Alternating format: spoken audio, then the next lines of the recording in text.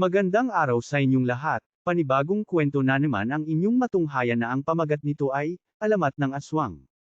Panoorin po natin at pakinggan, kung bago pa lang kayo sa channel na ito kung magugustuhan ninyo ang kwentong ito please naman pa-subscribe, like, at share naman po at pakipindot na nga din po ang notification bell para updated kayo sa panibagong kwento. Salamat po.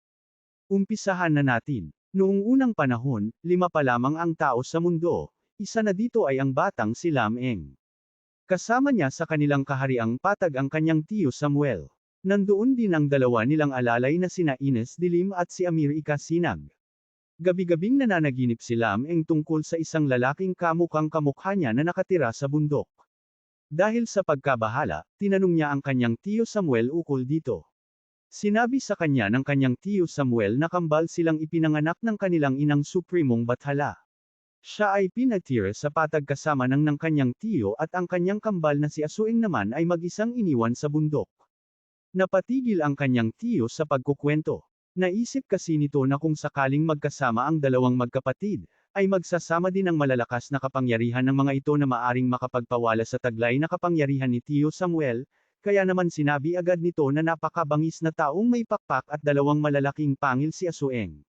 Kaya umano ito inilagay sa bundok para doon kumuha ng mga karne ng hayop bilang pagkain. Mas malakas din umano ito kay Lam Eng at maaari itong lapain sakaling lumapit si Lam Eng kay Asueng. Gayunpaman, nais pa ring makita ni Lam Eng ang kanyang kapatid.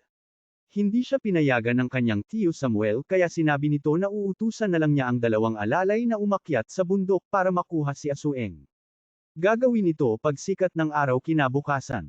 Gabi bago ang araw ng pag-akyat sa bundok, pasikretong tinawag ni tiyo Samuel si Amir Ika.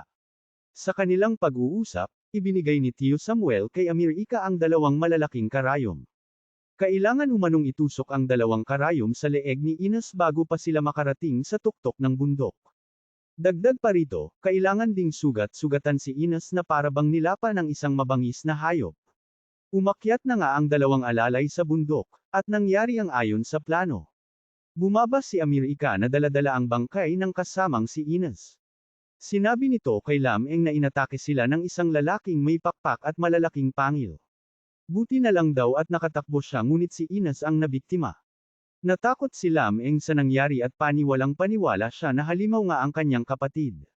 Bumaba ang dalawang babaeng anghel na itinakdang magbibigay ng anak sa magkapatid.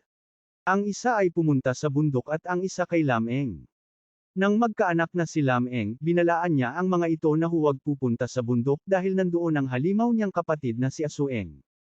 Nagpasalin-salin sa lahi ni Lam Eng ang kwento tungkol kay Asueng.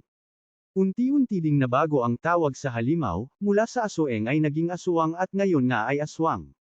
Nagkaroon din umano ito ng mga anak. Ang isa ay nahahati ang katawan na kung tawagin ay Maninanggal at ang lalaking malakit matikas na tinatawag na Kapra, ang lalaking anak ni Asueng.